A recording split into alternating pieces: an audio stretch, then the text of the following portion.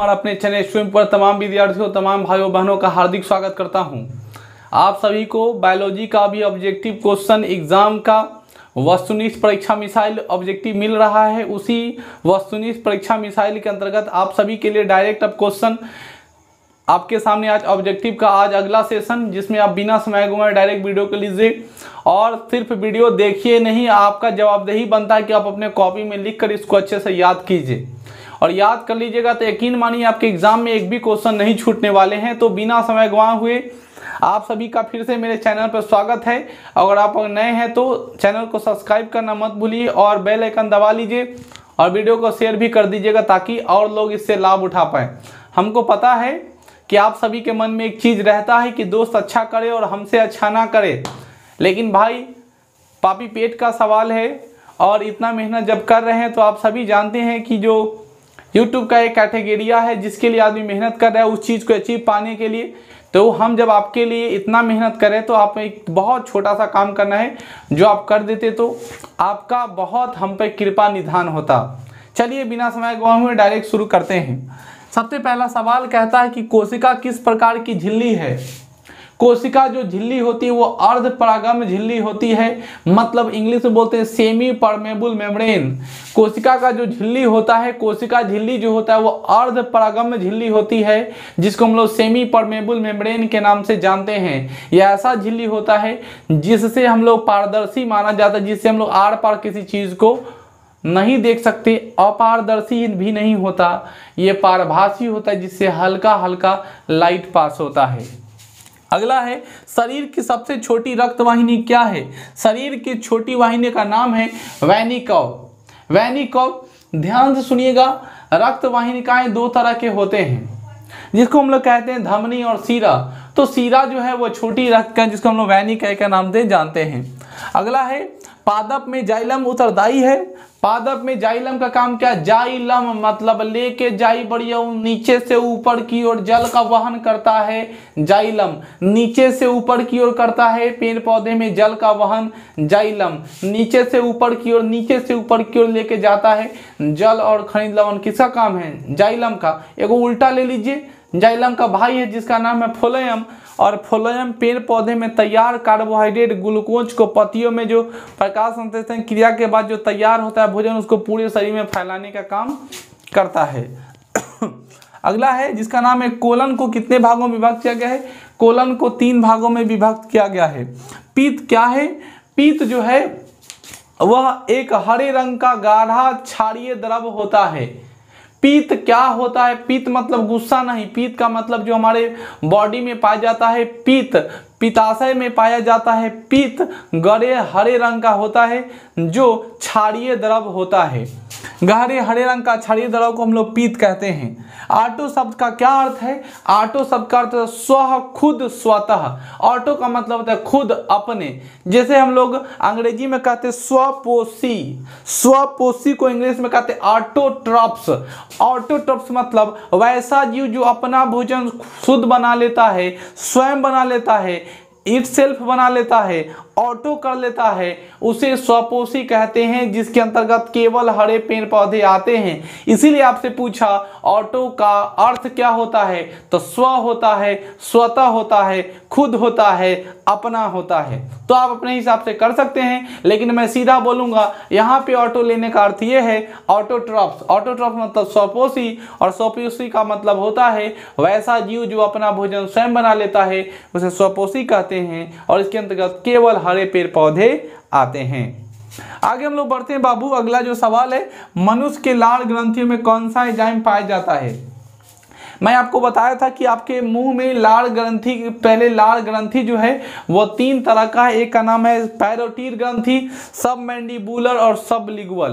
Parotid, submandibular और sublingual, ये तीनों ऐसी ग्रंथि है जिस ग्रंथि के हिसाब से हम लोग वर्किंग करते हैं, और इसी ग्रंथि में टाइलिन नामक एंजाइम पाया जाता है जो लार में पाया जाता है, जो भोजन को गीला करके हमारे गर्दन में उतार देता है और निगल के द्वार के द्वारा ग्रसनी होते हुए डायरेक्ट कहाँ पहुँच जाता है? आमाशय में, और भोजन की पाचन की प्रक्रिया शुरू हो जाती है। जानकारी के लिए आपको बता दें, टाइलिन और इमाइलेज दो अलग अलग है। इमाइलेज जो होता है वह भी एक तरह का इसी में पाए जाने वाला हार्मोन है, ठीक है। और एक इनामेल है, इनामेल दांत के ऊपरी परत पर रहता है, कंफ्यूजन नहीं पालना, टाइलिन, इमाइलेज, लाइपेज, इनामेल, ये सारे नाम अलग अलग हैं जो एक ही तरह का दिखाई देता है, सिर्फ आप याद रखिए टाइलिन, ठीक है ना। लाइपेज वसी अम्ल को कन्वर्ट करने के लिए इस्तेमाल करते हैं। दांत के ऊपरी परत जो चमकीला दिखाई देता है उसका नाम जो है वह है इनामेल। तो अलग अलग क्वेश्चन है, अच्छे से याद कर लीजिएगा। अगला है, क्या हरित लवक निर्जीव संरचना है? जी हाँ, हरित लवक निर्जीव संरचना होती है, क्योंकि यह जो होता है वो सजीव नहीं होता। यहाँ पे मैग्नीशियम तत्व की मात्रा पाई जाती है, उसमें मैग्नीशियम एलिमेंट पाया जाता है। मैग्नीशियम की परमाणु संख्या 12 है, जो मैंने आप सभी को बता दिया था। अगला, यकृत से कौन सा रस निकलता है भाई? लीवर से। शरीर की सबसे बड़ी ग्रंथि का नाम लीवर है, 1.5 किलो का वजन होता है। लीवर सबसे भारी ग्रंथि है, और जो लीवर से जो रस निकलता है, जिस रस को हम लोग पीत रस कहते हैं, कौन रस कहते हैं? पीत रस। कौन सा रस कहते हैं? पीत रस। अगला सवाल है, वैसा जीव जो भोजन के रूप में विष्ठा खाता है।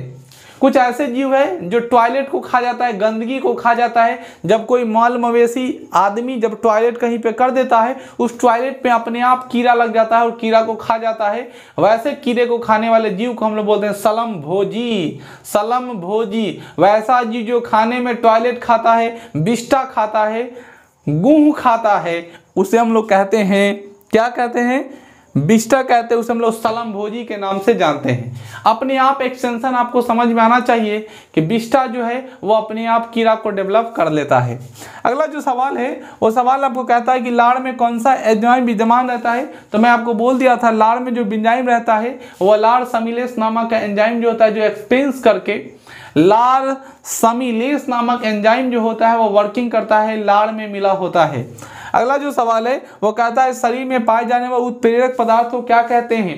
शरीर में पाए जाने वाले उत्प्रेरक पदार्थ को एंजाइम कहते हैं बाबू। शरीर में पाए जाने वाले उत्प्रेरक पदार्थ को एंजाइम कहते हैं। रामचंद्रा तुम्ही को बोल रहे हैं, शरीर में पाए जाने वाले उत्प्रेरक पदार्थ को एंजाइम कहते हैं, और यही एंजाइम जो है जो भोजन को पचाने में सहायक होता है। यही एंजाइम जो है हमारे भोजन को एक जगह से दूसरी जगह बड़ी आसानी से पहुंचा देता है, और हमारे अंग में अलग अलग जगहों पे अलग अलग काम करना शुरू करता है। अगला जो सवाल है वह कहता है, दीर्घरोम कहाँ पे पाए जाते हैं? तो दीर्घरोम पाए जाते हैं क्षुद्रांत में। दीर्घरोम जो पाए जाते हैं वो क्षुद्रांत में पाए जाते हैं। क्षुद्रांत जो होता है वो रंसाकूर में पाया जाता है। रंसाकूर कहाँ पाया जाता है? तो छोटी आंत में पाया जाता है। और छोटी आंत किसके अंतर्गत आती है? तो मनुष्य के पाचन तंत्र के अंतर्गत आता है। और मनुष्य का पाचन तंत्र किसके अंतर्गत आती है? तो पोषण के अंतर्गत आता है। और पोषण किसके अंतर्गत आता है? तो जैव प्रक्रम के अंतर्गत आता है। तो आप इस तरह आप स्टडी कर सकते हैं कि भैया हम शुरू किए कहाँ? क्षुद्रांत से। क्षुद्रांत पाया जाता है रंसाकूर में। रंसाकूर पाया जाता है किसमें? तो छोटी आंत में। छोटी आंत किसके अंतर्गत आता है? तो पोषण, जो हम लोग भोजन पचाते हैं उसको बोलते हैं पाचन तंत्र। और ये पाचन तंत्र किसके अंतर्गत आता है? तो पोषण के अंतर्गत आता है। और ये पोषण किसके अंतर्गत आता है? तो जैव प्रक्रम के अंतर्गत आता है। यहाँ तक कह सकते हैं कि जैव प्रक्रम जीव विज्ञान के अंतर्गत आता है, और यहीं पे आप सभी का क्वेश्चन ब्रेकआउट हो जाता है। अगला जो सवाल है वो कहता है, ऐसा कौन सा जंतु है जो प्रकाश संश्लेषण द्वारा भोजन बनाता है?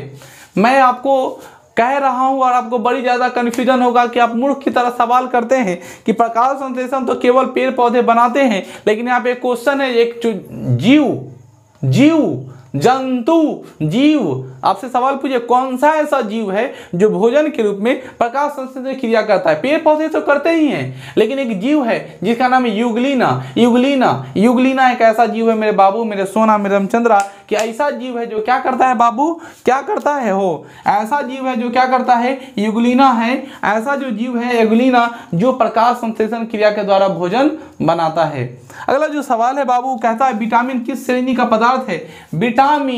विटामिन कौन श्रेणी का पदार्थ है? तो विटामिन जो है विनियंत्रक कंट्रोलर काम करता है। और विटामिन मुख्यतः कितने तरह के होते हैं?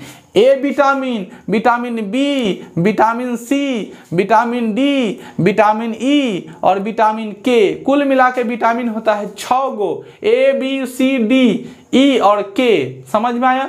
Vitamin A, vitamin B, vitamin C, vitamin D और विटामिन के, जिसमें से बी और सी जो है जल में घुलनशील होता है, बाकी सब जो होता है वसा में घुलनशील होता है।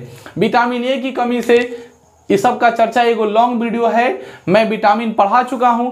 अगर आपको विटामिन में इंटरेस्ट रहता है तो बायोलॉजी फाउंडेशन बैच में जा करके प्लेलिस्ट में देख लीजिएगा, और वहां पे विटामिन का एक लॉन्ग वीडियो है, आप वहां से कर सकते हैं। तत्काल हम लोग जो भोजन करते हैं उस भोजन से मुख्यतः 5 पोषक तत्व प्राप्त होते हैं, जिसमें से पहला आता है कार्बोहाइड्रेट, प्रोटीन, वसा, विटामिन, खनिज और लवण। याद रखिएगा, हम लोग जो खाना दाल भात तरकारी सतुआ अचार पापड़ तिलौरी हरफरौरी का अचार जो खाते हैं उससे हमको मिलता है कार्बोहाइड्रेट, प्रोटीन, वसा, विटामिन और खनिज लवण। और इन सभी चीज़ों से हम क्या क्या करते हैं, तो कार्बोहाइड्रेट से शरीर का निर्माण होता है, ऊर्जा मिलता है। प्रोटीन से शरीर का इम्यूनिटी पावर बढ़ता है, प्रोटीन से लंबाई की वृद्धि होती है।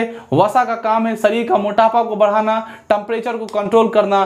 और उसी तरह विटामिन का काम होता है विनियंत्रक, मतलब शरीर के उन सूक्ष्म पार्टों पर अपना काम दिखाना जिससे हम लोग किसी भी चीज़ का नियंत्रण करते हैं। और लास्ट में खनिज लवण, जिसकी मात्रा हमारे शरीर में कम होती है लेकिन उससे होने से शरीर के किसी अंग खास पर प्रभाव दिखने लगता है, जैसे सोडियम, पोटेशियम, कैल्शियम, इस तरह के तत्व। उम्मीद करते हैं कि आपको ये सारा समझ में आया होगा, और अगर वीडियो अच्छा लगा हो तो शेयर करना मत भूलें।